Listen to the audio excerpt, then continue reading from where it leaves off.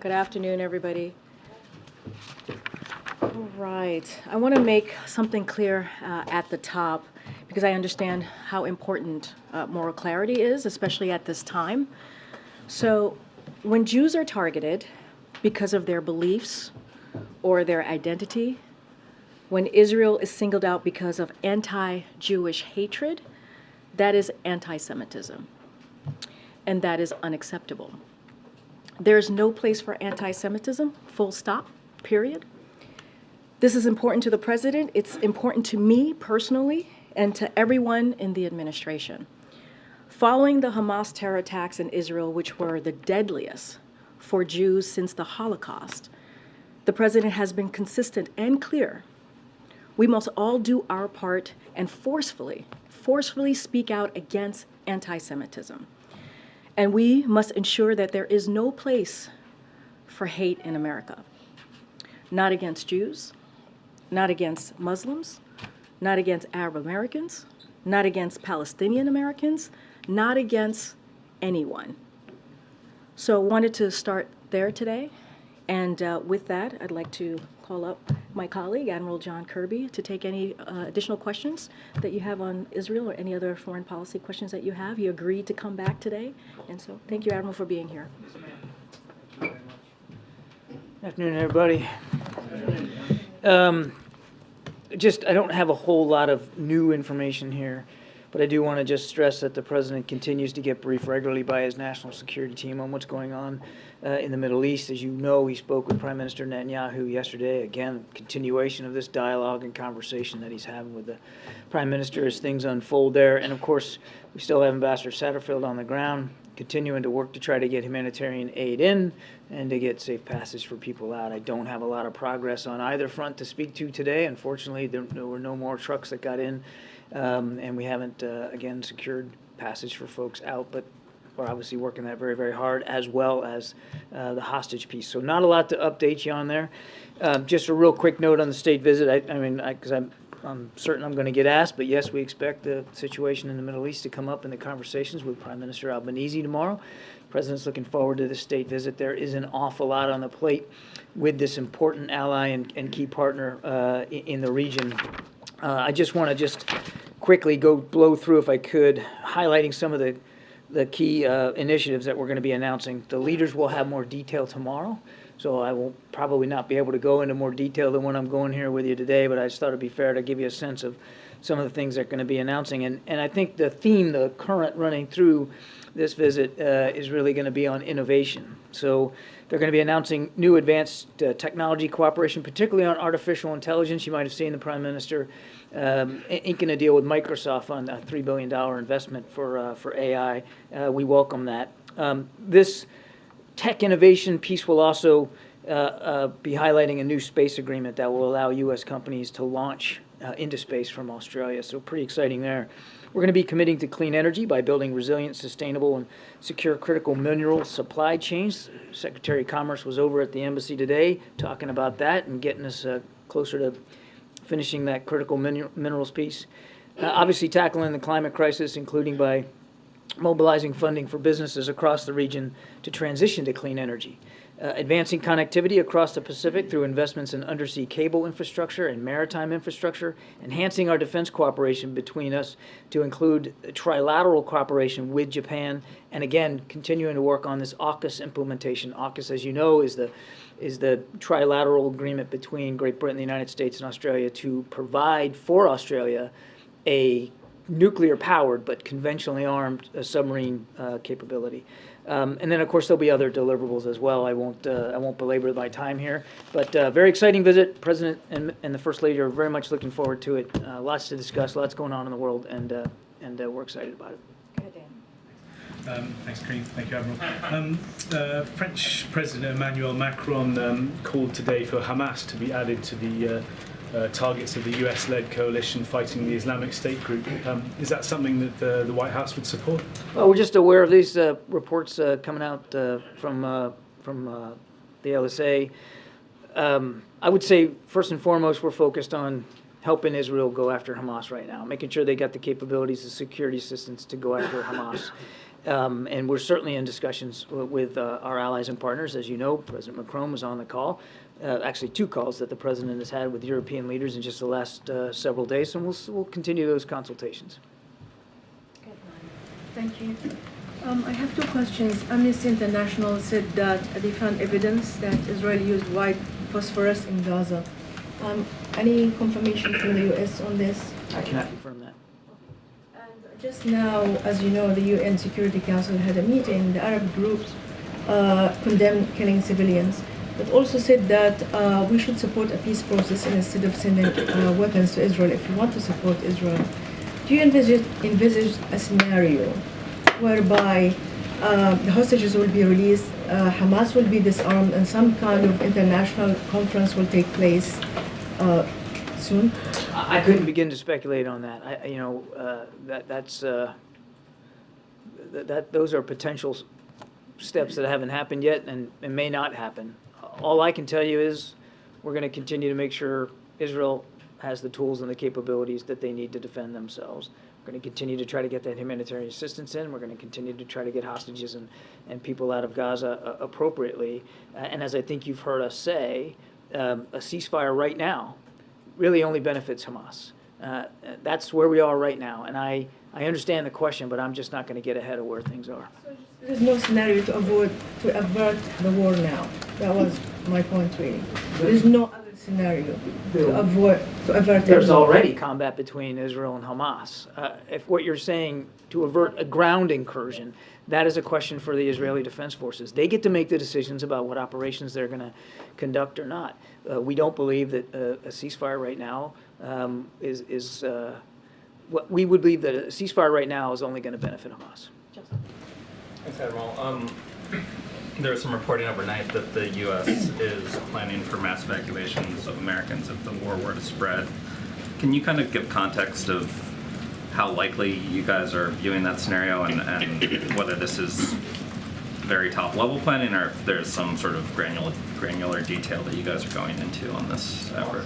I won't go into granular detail on operational planning one way or another, but it would be imprudent and irresponsible if we didn't have folks thinking through a broad range of contingencies and possibilities. And certainly evacuations are one of those things. I mean, there's not a place in the world where the Pentagon doesn't have contingency plans on the shelf, may need updating, but have them on the shelf to help with the evacuation of American citizens. And given what's going on in the Middle East right now, I think it's perfectly reasonable. I think it would be imprudent and irresponsible if we weren't doing some kind of contingency thinking. But we're not at a point of execution right now. And there are still plenty of opportunities, for instance, even in Israel, for people to get out. We're still doing contract charter flights, and there's still commercial flights going in and out of Ben Gurion. And frankly, the demand signal for our contract charter flights hasn't been very high. They're still going, but they're not all filled. And the same could be said for places like Lebanon. But each country's different, and the threats and challenges in each will change over time. And we're doing all the right prudent thinking that you would expect us to. I know that you've thanked Qatar for its role in helping to secure the release of some of the hostages so far, but I was wondering if the U.S. believes that Qatar should expel the Hamas leaders that are in the country right now. I don't think. Well, I'll just say we're having conversations with partners across the region, and we know that Qatar has an open line of communication with Hamas. And as you saw, we thank Qatar for their support in helping get those 2 Americans out. I would just tell you that those discussions and those conversations are ongoing and critically important, and I think I need to leave it at that. Thanks, Admiral. Former President Obama shared some of his views about the conflict yesterday. One of the things he said was that the Israelis haven't done enough to avoid killing or injuring civilians as they seek to take out Hamas in Gaza. Does President Biden share that view? President Biden has, since the very beginning of this conversation, been talking to the Prime Minister, and we have been talking to Israelis at various levels, at the cabinet level and below, about what separates us from Hamas as two democracies, and that's respect for human life. That's abiding by the law of war. That's by doing everything you can to try to prevent civilian casualties and collateral damage, and that's an active conversation we continue to have with them. Urging them to be more respectful of human life? What exactly is the message that he's conveying? I think I just conveyed it. Okay, and then another thing that President Obama said is that the Israeli government's decision to cut off food, water, and electricity to a captive civilian population has the potential to erode global support for Israel. I'm wondering if President Biden agrees with that as well. He's been talking again to Prime Minister Netanyahu, and we've been speaking to the Israelis again since the very early hours of this 2 weeks ago. That respect for human life, respect for the civilian population in Gaza, making sure that they can continue to get access to food, water, medicine, and electrical power remains critical. It's important, and that's why he worked so hard on this last trip last week to do exactly that by getting the Israelis and the Egyptians to agree for humanitarian assistance to get in. John, just to make sure we're all using the right numbers, 33 Americans dead right now. How many unaccounted exactly? 10. 10 total, okay. Let me ask you, again, the president, when he was departing the event that just took place a short time ago, was asked by a reporter if enough is being done to let aid out. He said it's not going in fast enough.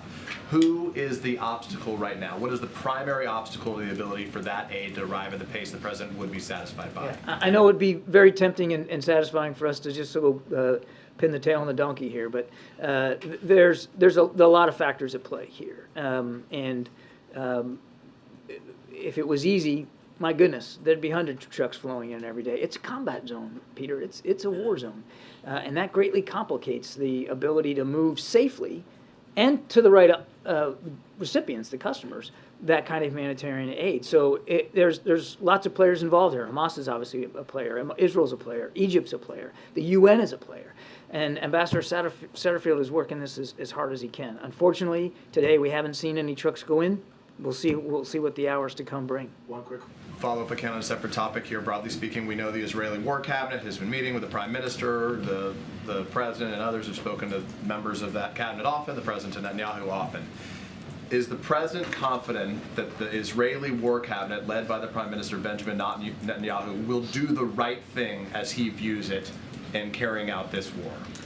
He is confident that we are going to keep doing what we need to do to get Israel the capabilities that it needs. The War Cabinet can speak for themselves. Prime Minister Netanyahu can speak for his government. To be clear, I'm not hear you saying that he has confidence in Netanyahu and that War Cabinet to lead this war effort to the U.S.'s life. It's not our place to decide the competency of the unity government that Prime Minister Netanyahu put in place. That's for him to speak to and for his cabinet officials. The president left Tel Aviv confident that he had the opportunity to be candid and forthright with Prime Minister Netanyahu privately and with the War Cabinet writ large, and that he had the opportunity to ask them the hard questions that he wants them to be asking themselves before they start some sort of major ground offensive. Thank you. Sir. Thank you, sir. Kirby, I wanted to get a sense. There have been a spate of attacks on U.S. forces in the region, and can you characterize the threat that the U.S. faces in the region right now as Israel poises itself to invade Gaza? And then I have a question about Australia. We remain deeply concerned by the potential for future attacks on our troops. As you're right, we've seen, and I'm guesstimating here, but it's about a dozen over the last several days. And as a result, tragically, one U.S. contractor died as a result of a heart attack from sheltering. So it's potentially a dangerous environment, and we're taking it very, very seriously. Our commanders on the ground have the right to defend themselves and their troops and can take the appropriate and are taking the appropriate force protection measures. And as you know, the president has added additional military force to the region, and now one of those carrier strike groups is going to go on through to the Gulf region to make sure that we send a strong signal of not only deterrence, but our willingness to protect and defend ourselves and our national interests. I just had a quick question about Australia. Apologies. Sort of as you have the Australian Prime Minister coming tomorrow in the midst of all of this activity around the Mideast, can you just give us a sense from the President's perspective, how is he balancing these two sort of immediate foreign policy objectives versus sort of his longer term foreign policy objectives that the Prime Minister's visit sort of embodies? Well, he's balancing it well. give you. He's doing it. I mean, if you want to give him a report card, A+. I mean, he's commander in chief. That never stops, and the duties and responsibilities are literally global. I mean, we are one nation that has truly global responsibilities, and he's managing it all. Now, it would be really helpful if he could also get the support of Congress up on Capitol Hill, particularly for this supplemental funding. It will be immensely simpler and easier for the president to manage all these multiple crises if we could get that funding for Ukraine, the funding for Israel, the funding for the Indo-Pacific strategy, and of course down at the border. But even sort of today, you're seeing things are being delayed. I mean, surely as What's being delayed?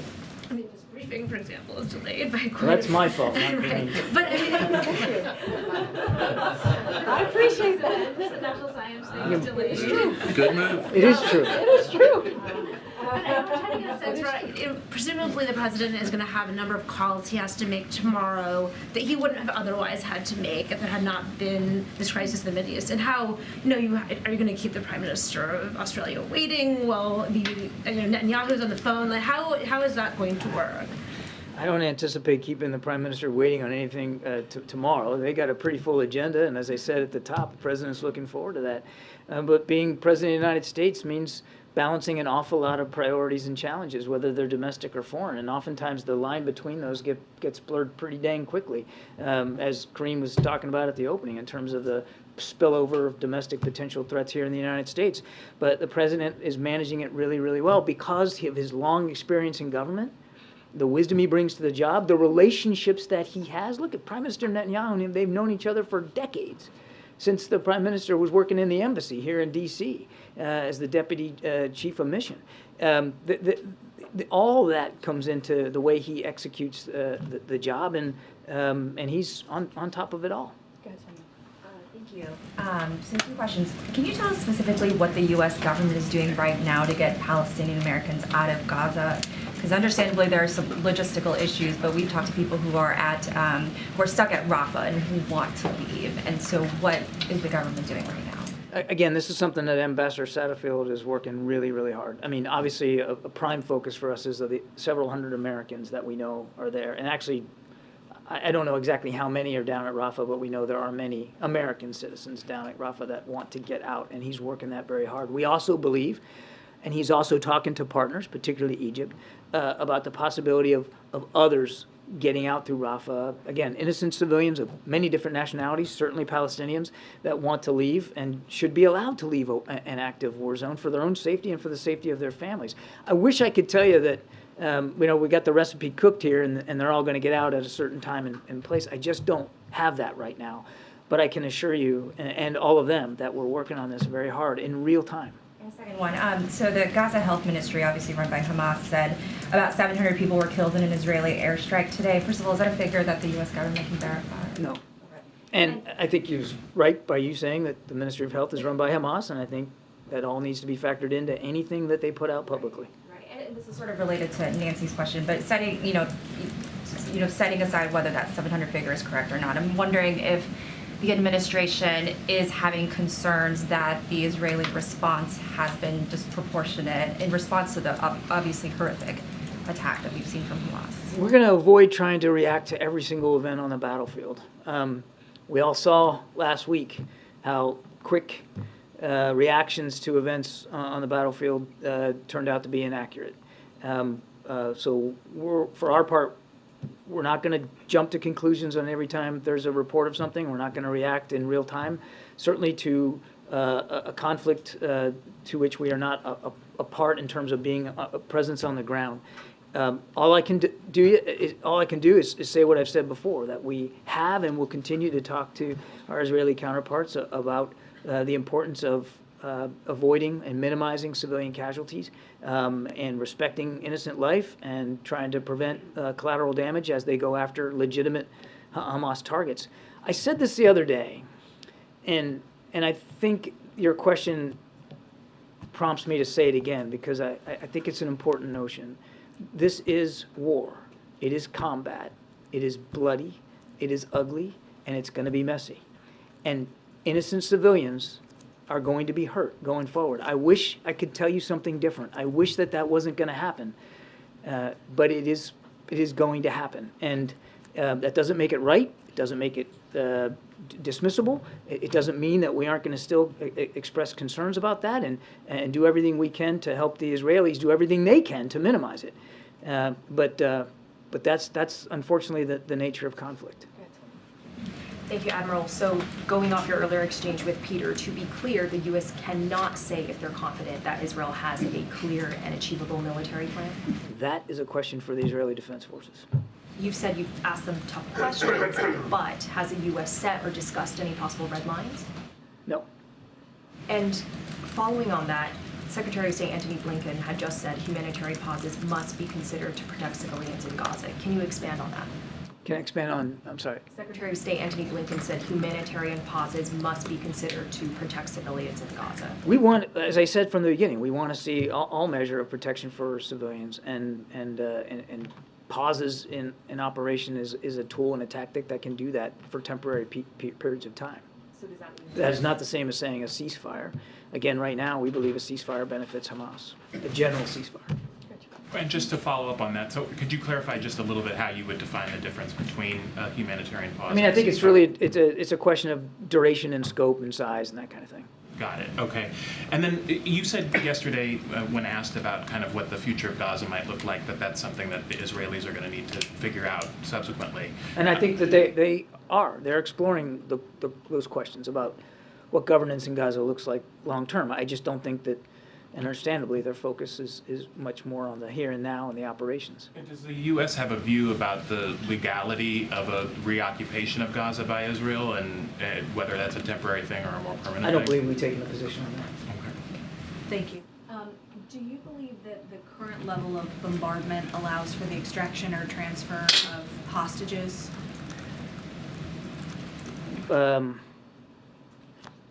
Difficult to answer the question given that we're not completely sure about the location of each and every hostage. And we're working to get more granularity on that. And we have seen now just yesterday another 2 got out. Now obviously that's just a tiny fraction of the pool that we think Hamas is holding. But we think the effort to continue to negotiate for the release of additional hostages is worth the effort. Obviously, we've got 4 now families who are going to get reunited. That's a good thing, and we think that work needs to continue. If a pause rather than a ceasefire is what's necessary, how long do you think is reasonable to expect some of that information to be obtained? I couldn't begin to answer that question right now. And then Israeli officials have told CNN that they do not support any transfer of fuel into Gaza, which Hamas has said is required for any sort of deal to release hostages. Does the U.S. support that position? Separate and distinct from the hostage situation and what we're doing to try to get them out. I want to be careful that I'm not talking about the specifics of the conversations that are going into getting these people out, lest I say something that makes it harder to do it in the future. Put that aside for a second. We have said, continue to say, that fuel is an important commodity for life and sustainment in Gaza for the Palestinian people that are still there. And we know that fuel is a precious commodity that's running out, and you need it for generators in hospitals. You need it to run the desalination pumps so that you can drink fresh water and not seawater. All of that is important. And so we're going to continue to work with partners in the region. We're going to continue to push for fuel to get in. Now, look, that said, I said this again yesterday, we certainly understand Israeli concerns about the possibility for Hamas to abscond with fuel and use it for their own purposes and not allow it to be used in hospitals and desalination plants. We understand that. That is a legitimate concern, no question about it, which is why, again, Ambassador Satterfield is on the ground working this so hard. There's a balance here that has to be achieved. Obviously, we haven't achieved it yet, but we still believe, just in general, that fuel needs to be able to get into to the people of Gaza. Katie. Oh, thanks. Of the 10 that are presumed, missing or hostages, can you tell us whether or not all 10 are presumed to be hostages, or are some still missing? What's the percentage? We don't know. They're not accounted for. Some could be hostages. Some could unfortunately be dead. We don't know. That's why they're still in the unaccounted for category. And then just to pivot back, because lines get blurred on everything, the Australian Prime Minister has a meeting with President Xi of China scheduled for next month.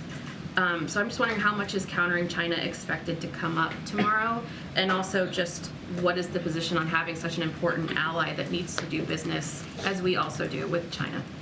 Oh, I think we fully support and understand that the Prime Minister wants to meet with President Xi and travel to Beijing. We have traveled to Beijing, 3 cabinet secretaries and Special Envoy Kerry. Of course, Jake Sullivan's going to be having, and the Secretary of State's going to be having meetings later this week with their Foreign Minister, Wang Yi.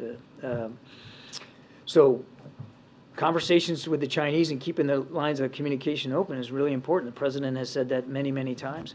And of course, Australia's, their relationship with China is incredibly important to them as well to manage it. Now, to your first question, there's no question in my mind that the challenges and the opportunities in relations with the PRC will be on the agenda tomorrow. No question about that. Thank you. John, does the administration agree with the UN Secretary General's statement today that the Hamas attacks, quote, did not happen in a vacuum? I don't know what he meant by that, so I'm not. I can read you I'm not sure. I didn't see the comments, and I'm not sure what the context is. He said that it's important to recognize the attacks by Hamas did not happen in a vacuum. The Palestinian people have been subjected to 56 years of suffocating occupation. They've seen their land steadily devoured by settlements, plagued by violence. It goes on.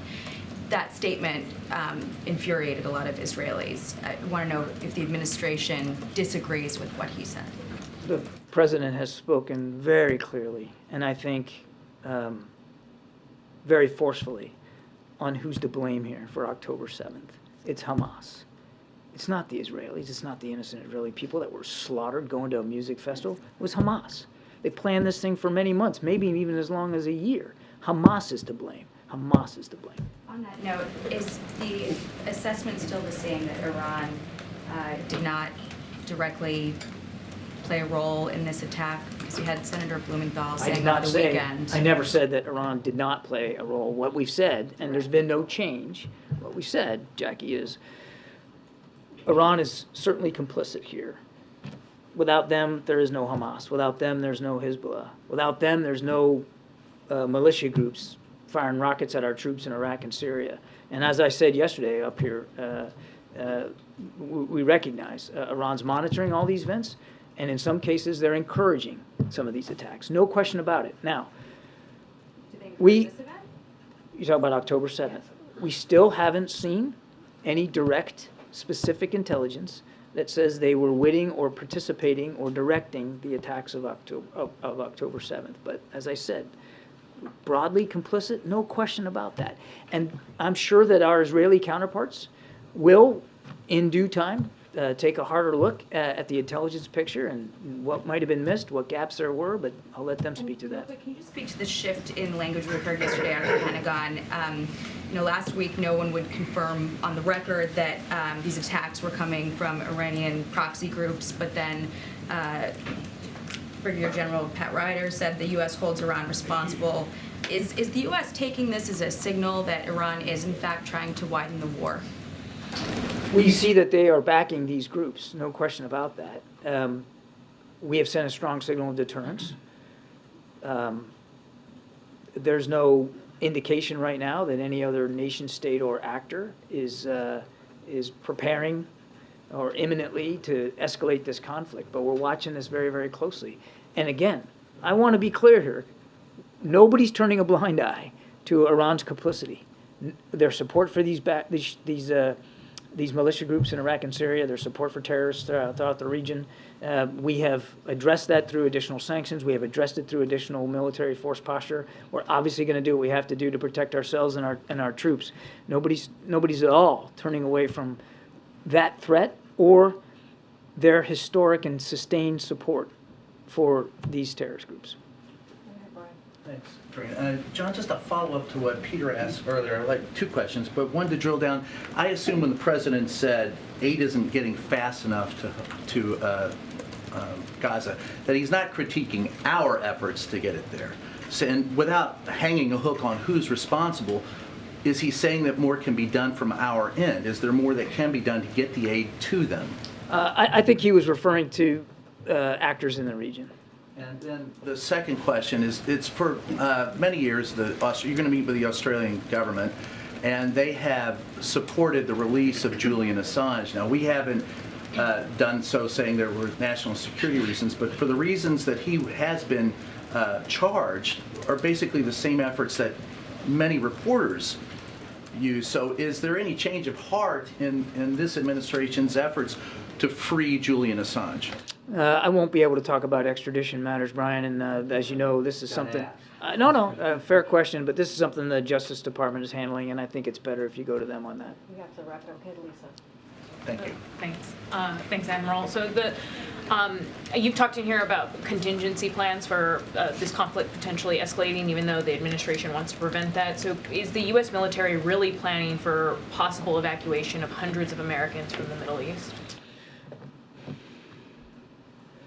There's prudent planning, and then there's sort of the tactical level planning right before you execute. What we're talking about here is just prudent planning and thinking. There are no active efforts right now to evacuate Americans from the region, other than what we're doing in Israel, providing charter flights. There's no active efforts.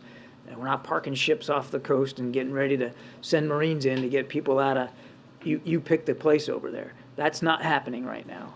But what was reported in the press is nothing more than prudent contingency planning. And as I said at the outset, given everything that's been going on the last 2 weeks, it would be irresponsible if we weren't taking pen to paper and taking a look at what that might look like. But there's been no orders given, nobody pre-positioned to do it, no moving in that direction.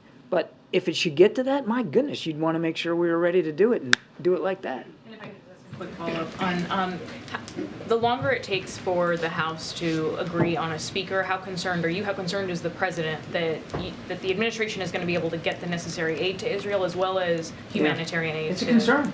As I said earlier, we've got appropriations to support Ukraine and Israel for a bit longer. Now, how long is a bit's going to depend on the pace and the scale of these combat operations in both countries. But yeah, we wouldn't have put a supplemental request in, which, oh, by the way, says right in the first line, it's an urgent request. We wouldn't say it wasn't urgent if it wasn't urgent. We want them to act as quickly as possible. Okay. John, I wonder if we've heard numbers of several hundred Americans who are in Gaza, up to 600. Do you have a more specific number of the actual number of Americans who are in Gaza right now? State Department is a better place to go for that. So several hundred I know is accurate. I wish I could be more detailed than that, but you really got to go to state. They would have a better count probably than I would. And then in the prudent planning process, I mean, for these several hundred Americans who are in Gaza right now, if it's in a prudent planning stage... No, please don't mix up the two. What the question I was getting was on the Washington Post report about regional evacuation planning. We are actively trying to get Americans out of Gaza. Ambassador Satterfield was appointed for that purpose, well, also to get humanitarian assistance in, and we're doing that. But we know there's Americans in there. We know they want to get out. We're working very hard to find safe passage for them. That is different than a non-combatant evacuation operation. That's safe passage out of a war zone. Is there a current, advice, I guess, for folks who are kind of trying to gather near the Rafah crossing in case that is where they would evacuate? Is it advisable for Americans in Gaza right now to be in a certain location? I got this question yesterday, and I really should refer you to the State Department. They manage and handle our communication with American citizens overseas, and I think it's better for that question to be posed to them. Matt, you have the last question. Thank you.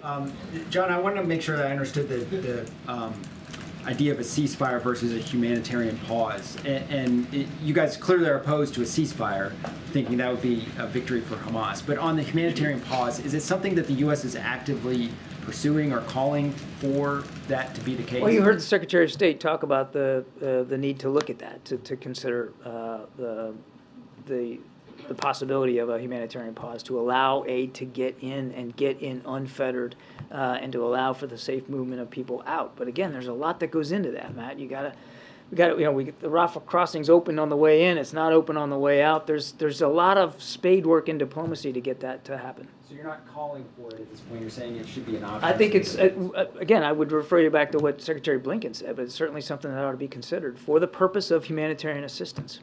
And then one last thing on the 10 Americans that are unaccounted for. is there any confirmation that some number of those are currently being held hostage, or is it completely that the U.S. has no idea where those people are? No, the fact that they're unaccounted for means we truly don't know. We know, again, as I said, a handful, less than 10, are being held hostage. But when we give you the number of unaccounted for, and the reason that number goes up and down is because you get information. Sometimes it's really bad news. Sometimes it's not. So that number fluctuates. It hasn't fluctuated much over the last several days. It's hung around 10, 11. Today it's 10. But what I can tell you is we're working real hard to try to solve those mysteries, and so that the number's zero, and at least families know, at least they have information, and we're working hard on that. All right, thank you. Thanks, Karine. Sorry I was late. See? It's my fault. That's twice now. Noted for the record. Yes, noted for the record, indeed. All right, Sungming. Thanks, Karine. A couple topics. On the expanding UAW strike, obviously you had 5,000 workers walk off the plant in Texas today. The strike is in the 6th week, and you had Ford laying off workers in Michigan and Ohio. And I'm wondering how concerned the White House is right now that you can get a resolution that's in a timely enough fashion that you avoid significant economic damage. So obviously, we're monitoring all of this, everything that you just laid out very closely. Yesterday, I was asked about Gene Sperling and also Acting Secretary Sue, who have been obviously playing point from this administration in helping in any way possible. Clearly not part of the negotiation, but certainly helping communicate with the parties, both UAW and the Big Three.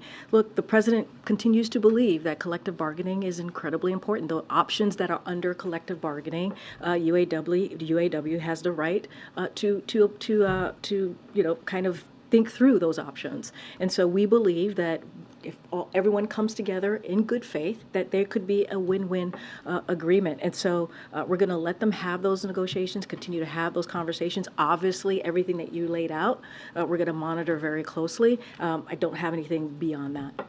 And on the supplemental packages, obviously you set up the national security focus sub last week. We have reporting, others have reporting as well, that there are plans to send up a domestic focus supplemental. And I'm wondering if you could talk through kind of the idea of sending it in 2 different packages, especially because you have people like Bernie Sanders saying Congress can't pass just tens of billions for priorities abroad without addressing the priorities at home. So why did the White House choose to do it in separate packages? I mean, look, in Director Young's letter, she said that there would be a domestic supplemental as well. It's coming this week. So certainly it's going to lay out the president's priorities as it relates to disaster relief, as it relates to child care. And so that's coming. That is forthcoming. We did certainly, as you heard from the Admiral, with the supplemental that we released last week, the foreign one, the international one, it said urgent on it in the first line, right? Because we believed it was incredibly important as we see the war in Ukraine, as we see what's happening with Israel and Hamas. We wanted to make sure that certainly that we got that out there as soon as possible. But the domestic one is coming this week. That's what Director Young said in her letter that you all, I'm sure you all saw, that there's going to be an additional request on the domestic front, and those are going to be priorities and just as important, but also priorities for the president as well. That is critical to domestic push or platform that he has. Thanks, Karine. We've heard from Senate Republicans that humanitarian aid to Gaza is an issue for them in the aid package. Are there any modifications to the aid package that would be red lines for the White House? I'm not going to get into any hypotheticals or any red lines. We believe there's no reason for Congress shouldn't pass or support this. We believe this is a national security priority, right? Which includes, as you know, critical aid to Ukraine as well, not just aid to what's happening to Israel with what's happening in the region. But we also believe there's strong bipartisan support. We've heard it from Mitch McConnell. We've heard it from McCall, right? Chairman McCall. We heard it from Chairman Turner. So we believe there is actually strong bipartisan support for this supplemental package that was introduced by the president last week. And we believe that there's no reason at all that Congress can't get it through. Does the president have any reaction to the reporting that Congressman Dean Phillips is going to be seeking the Democratic presidential nomination? I'm going to be careful from here, not going to speak to electoral politics, upcoming electoral politics 2024. If one thing I would say outside of that is we appreciate the congressman almost 100% support of this president as he's moved forward with some really important key legislative priorities for the American people. I just don't have anything to share on that on the 2024 from here. Go ahead, Kim. Republicans have selected Tom Emmer as their speaker nominee. I know you've said very often that the White House does not have a vote in this. Ad nauseam, I'm sure. You're not involved in this process, but Emmer has been one of the more supportive Republicans for Ukraine aid across the board. Do you see that as a positive signal? I'm just not going to speak to their process. I'm sure there's more steps to go, right, before we get to the end here. I think it's important and critical that the Republicans in the conference get their act together, get their business in order, and figure out who's going to lead not just the conference, obviously be since they have the majority in the House, have a speaker for the House.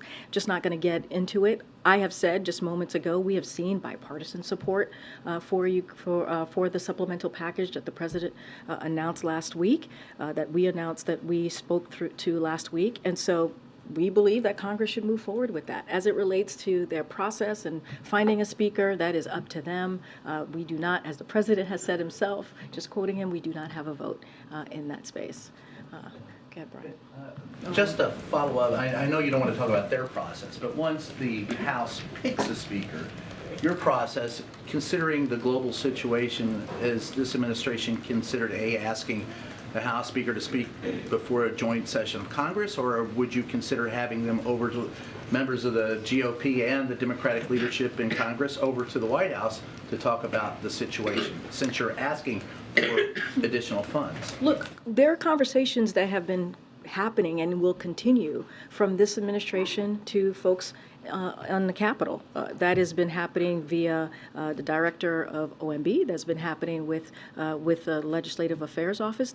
Those conversations with congressional members have been ongoing as it relates to making sure we get this additional funding. And so that hasn't stopped. That's going to continue. We're going to continue to make sure that we talk to folks, whether in the Senate or in the House, about the critical importance about getting this aid, especially as we talk about our national security. And now we're going to announce pretty soon the domestic piece of this as well. So those conversations continue. That's never stopped, and they will certainly move forward with that, regardless of what happens. But will the president become personally involved? I mean, the situation has been outlined here in the White House is how dire it is in the Middle East and how dire the situation is in Ukraine. So in order to sell it or in order to make the deal, is the president willing to do it himself to talk to? We believe we have bipartisan support. We believe we have bipartisan support in the House and in the Senate to get this done. I just mentioned a couple of I mentioned Chair McCall, I mentioned Mitch McConnell. They've been very supportive of getting this moving forward. So we believe the bipartisan support is there, and there's no reason for Congress not to move forward. Go ahead, Karen. The president spoke with the families of unaccounted Americans 11 days ago. Are there any plans for him to have another conversation with those families? And if not him, can you talk about the contact between senior White House officials and those families right now? We're told that there has been daily communication. I don't have anything to read out to you on any further conversations, so just don't have anything to share at this time on anything that's going to moving forward on as it relates to the president speaking again to those families. And how about people in the White House, like who is talking to the I families? just don't have specifics. Obviously, we have had connection and conversations with them. I just don't have the specifics on who is talking to the families. Okay, Justin. Thanks, Karine. We're only a couple of weeks away from government funding also running out again. At this point, do you guys have a preferred strategy for how you'd like to see the government funding bill, supplemental, the two supplemental requests go through? Do you want to see one sort of collective piece of legislation, or?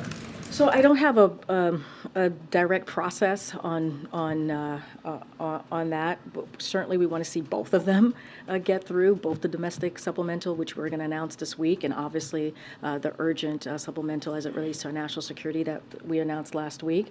Certainly, we think Congress should move forward with both of them. They should move forward on getting those passed. As I mentioned, as it relates to the national security request that we made with Ukraine and also Israel, we've seen bipartisan support. We don't believe there should not be a reason for Congress to move forward with that. Once we get the domestic supplemental request out there, obviously we'll have conversations as we are now, continue to have conversations with members of Congress to talk about that piece as well. But we want to see both of them move forward. They're both critical. They're both important. If you think about the domestic, we're talking about child care, right? We're talking about disaster relief fund, all incredibly important to the American people. When the negotiations were going on before, you guys referenced pretty frequently the deal that former Speaker McCarthy and the president had out of the debt ceiling talks. Yeah. Given the state of Republican leadership right now, do you guys still see that framework as sort of operative, or do you think we'll be starting sort of from square one when they go into the negotiations? So look, I'm not going to get certainly into hypotheticals from here, how the process is going to go. If we go back to the budget agreement a couple of months ago, it was something that, again, House Republicans, 2/3 of them voted for it. It got bipartisan support. It was something that American people wanted to see, both Republicans and Democrats coming together and delivering for the American people. And so that was incredibly important to the president. We believe that they needed to stick to the deal that they voted on. The president signed that bill, and now we're at a point where we're talking about the supplemental budget, right? Which is something that is common. It is not unusual for the administration to ask for a supplemental request. Yeah. You said that in addition to sort of disaster relief, it might include child care and other priorities, and so I'm wondering if this may push beyond the sort of deficit cuts that you had agreed to as part of that deal. No, I understand the question. Look, supplementals are, as you know, not unusual to ask. And these are domestic priorities that the president thinks are incredibly important, that the American people need and want to see. If you think about child care, if you think about the American Rescue Plan, how important it was to have, for example, the CTC and what the difference that made to communities across the country. And so this is something that's been part of the president's platform for some time. And so he's gonna put out his domestic supplemental in the next day or two. He'll lay that out for Congress, and we'll continue to have those conversations. But he thinks the reason he's asking for it because he actually believes it's very important, and it's not unusual for the administration to ask for a supplemental budget. Go ahead, Ed. Yeah, I want to ask you about current energy prices and Iran, if I could. So Iran makes 70% of its revenue from oil. It's doubled that oil output since 2019, adding $40 billion to revenues. So are the president's current energy policies giving Iran enough money to fund terror groups? Because the price of oil has gone up under this president. The former President Trump, the average price of Brent oil was $58. Under this president, it's $83 a barrel. So the price of oil is more. Is that giving Iran enough money to fund these terror groups in the Middle East? I mean, I wholeheartedly disagree that our actions are giving. Is that what you're saying? Can you say that again? The current energy policies in the U.S. From our energy policies. Yeah, seeing the price of oil go up because when you restrict supply here in the United States, it's forcing to get the global supply from somewhere else. OPEC is cutting prices of oil, so the price of oil goes up. Yeah, and we're not part of OPEC, as you know. Right. And so they're going to make their decisions on whatever they decide. We are not a member of OPEC. But the administration has decided to regulate the oil industry here in the U.S. and restrict investment, future investment in the oil supply in the U.S. And so as the price of oil goes up, is that giving Iran enough money to fund these terror groups? It seems to be a big jump. And so certainly I'm not going to speak into that type of hypothetical. It sounds like a hypothetical that you're asking me. So certainly I'm not going to weigh into this. I'm just not going to weigh into a hypothetical here. Go ahead, Phil. Thank you. Just to quickly follow up on something that John Kirby said about the Gaza Health Ministry, because I think this would be helpful for Americans who are watching this conflict from afar. Does the administration see the Gaza Health Ministry at an all credible source of information concerning the crisis on the ground in Gaza? He literally just spoke to this, but he just answered this question. He said that they were associated with Hamas, but does the administration think that they are at all credible? He literally just spoke to this and answered it. I don't have anything else additional to say. He just said we should question, right? He actually answered the question. I don't have anything else to say.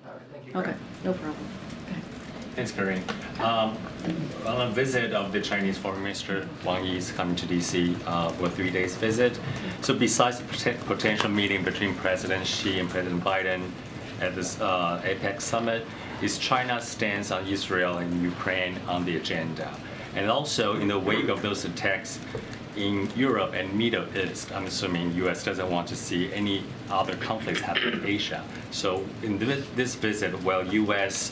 reiterate to Wang Yi that the United States will not stand aside if China attacks Taiwan? So a couple of things just to say at the top. As you know, Wang Yi is going to be meeting with Secretary Blinken and also our National Security Advisor Jake Sullivan, and so it's going to happen. He's going to be in town on Friday, and so that's when those meetings are going to occur. This is about engaging face to face. You hear us talk about all the time how diplomacy, face to face diplomacy, especially as it relates to foreign policy, is incredibly important. So we're going to raise the challenging issues, obviously. We're going to address misperceptions and also miscommunications and explore working with PRC where our interests intersect. That is something that we have said certainly from the beginning of this administration.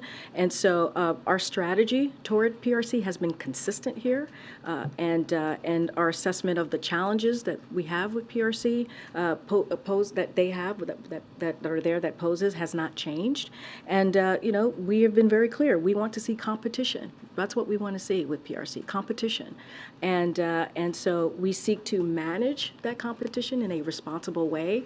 And so, again, you're going to see a diplomatic engagement, a face-to-face engagement with the Secretary and our National Security Advisor. We think it's important to have those conversations. You heard the Admiral, how there's been 3 secretaries that have already gone to Beijing, had those face-to-face diplomatic conversations. Now Wang Yi is going to be here on Friday, and so we're going to continue those we believe, important discussions. Is Israel and Ukraine going to be on there? I'm not going to get ahead of what's on the agenda, but obviously we're going to talk about challenges, ways to work together that better our interest, obviously, and we're going to continue the engagement that we've had at various levels at the PRC.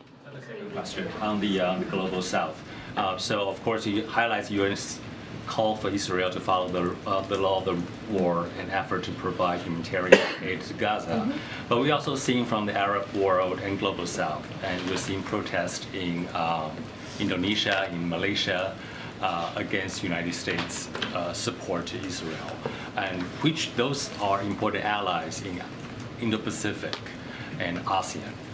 Is United States concerned about the strategy right now might alienate those allies that might be important in the Pacific? Yeah, we have important allies and partners across the globe, and we certainly, those relationships are very important. But the president and this administration has been very clear in our support for Israel and how we want to make sure that they are able to deal with a terrorist organization like Hamas and to protect their people, right? We have been very clear and make sure that humanitarian aid, as you've heard us say over and over again, gets into Gaza.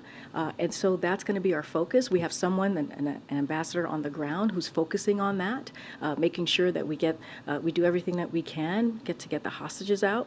So that is our priority right now, and that's going to be our focus. Go ahead. Thanks. On the House Speaker race, the odds are whoever Republicans end up electing, 1, is not going to have much of a history with the president, and 2, is not going to have done much in terms of major negotiations over legislation. So I wonder if that heightens any level of concern the White House has about being able to get these priorities done by the end of the year, being able to kind of have that familiarity in those conversations. So look, I'll say a couple of things there. Look, we believe it is important to get the work done on behalf of the American people. It is important. It is important to have a functioning House, which is right now is not functioning because they cannot figure out who is going to lead, they meaning the House Republicans, who's going to be the leader of their conference, who's going to be the Speaker of the House, and that's a problem. we see that as a problem. But we're going to continue to do everything once they decide, and we hope they do it very quickly because we have a lot of business to get done. Just talked about 2 supplementals, one that we had, the national security one that we announced last week, and a domestic one that we're going to announce this week, obviously, and to make sure the government stays open. And so there's a lot of work to be done, and we hope that they get their priorities in order, they get themselves in order, so that we can get this done on behalf of the American people. We are willing to work with them in a bipartisan way to get things done. We see bipartisan support for the national security supplemental. That's important.